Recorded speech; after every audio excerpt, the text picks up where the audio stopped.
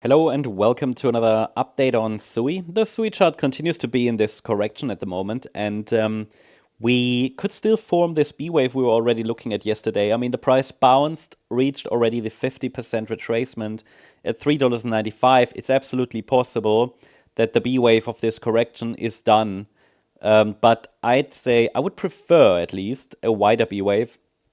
It's not technically needed, of course, it already reached resistance, but the main reason is why am I watching for a wider B wave in this correction? So first of all, the idea is we are in a correction. First of all, the idea is that over the coming weeks we should see lower prices.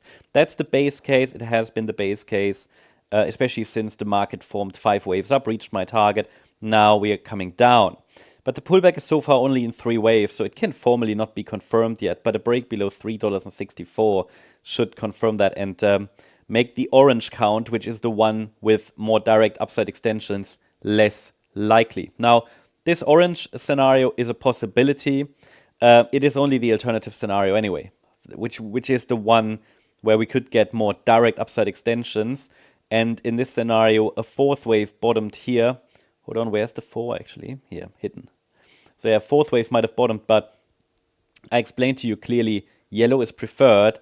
And the failure of breaking out impulsively to the upside at the moment indicates that so far it's been the right decision, or it was the right decision to focus more on yellow, not on orange, because it would look best with a correction in this wave 2.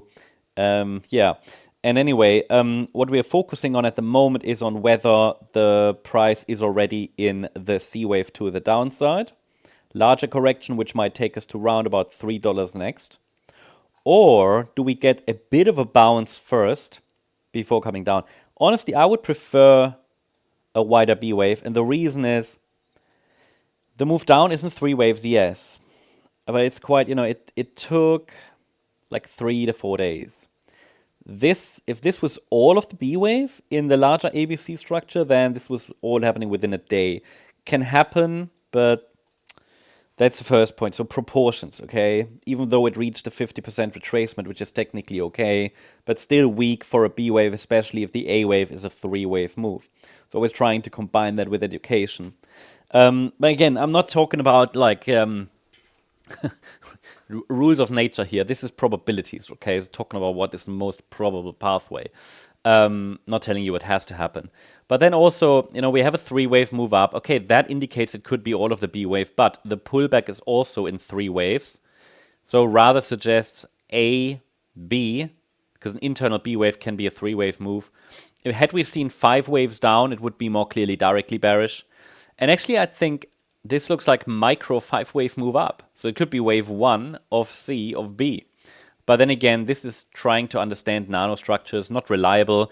And honestly, if we get a decisive break below $3.64, I have to see it that way, that the B wave already topped. There might be other scenarios like a more complex correction. But then again, trying to figure out really the nanostructures in corrections, it's more of an educational exercise, not so helpful in practice. But again, this channel is also about helping you understand how to label these and how to track these and so on. So it's always educational as well. I think what is more important than trying to understand really the absolute nanostructures is what are the key levels, right? $3.64, that is main support here. Any break below should send it down towards the $3 mark, yeah?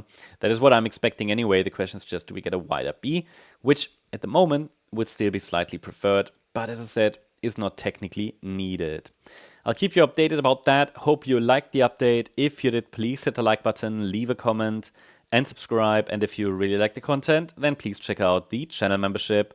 Thank you very much. Bye-bye.